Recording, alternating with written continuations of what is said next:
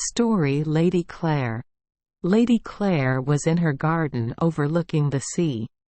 It was a summer's day, and the many-colored butterflies flitted about under the trees and among the sweet-smelling flowers. Lady Clare was combing her golden tresses with an ivory comb, seated on a crimson velvet cushion.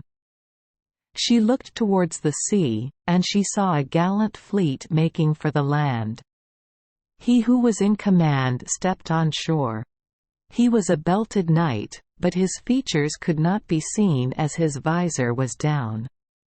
Approaching Lady Clare, he saluted her, and she thus addressed him: "Hast thou, noble knight, seen my husband, who bid me good-bye many years ago when he sailed for the Holy Land?"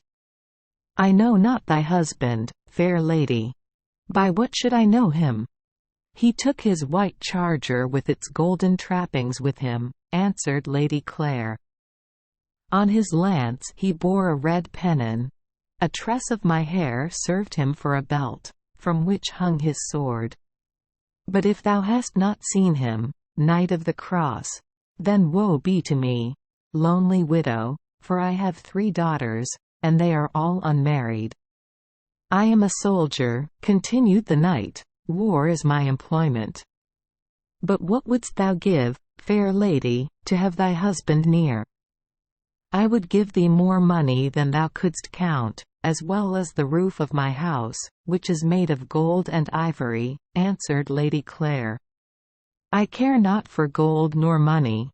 They are of no use to me, for I am a soldier and engaged in war, and I never saw thy husband. But what wouldst thou give, fair lady, to have him here?" inquired the knight. "I would give thee my jewels, which cannot be weighed nor measured. I would give thee my golden loom and my distaff of burnished silver," said Lady Clare. "I neither wish for gold nor for silver. With steel is my hand better acquainted, for I am a warrior, and I never saw thy husband." "But what wouldst thou give to have him near thee?" cried the knight. "I would let thee choose one of my daughters. They are as fair as the moon, or as the sun when rising," urged Lady Clare.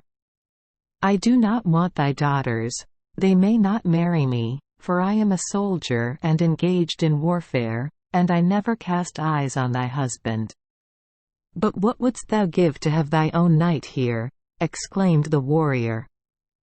"I cannot give thee more, nor hast thou more to ask of me," replied Lady Clare. "Thou hast still more to give, for thou hast not yet offered thyself, fair lady," said the knight. "A belted knight who dares so speak deserves to be dragged around my garden, tied to the tails of my horses. Come hither, my vassals, and punish this rude soldier," exclaimed Lady Clare. "Do not call for thy vassals, for they are mine also," said the knight. "And do not be angry with me, for I have already kissed thee."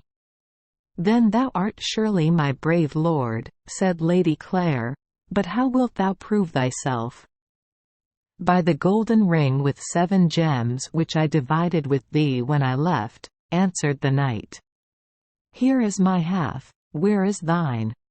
"My daughters," cried the Lady Clare, "bring hither my half of the ring, for your father is here to claim it."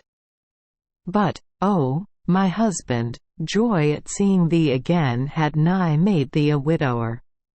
Quote. Thank you for joining us for today's fairy tale. We hope these stories bring joy and meaning to your day. If you love our channel, please hit the subscribe button so you won't miss any exciting tales. Wishing you a good night and sweet dreams.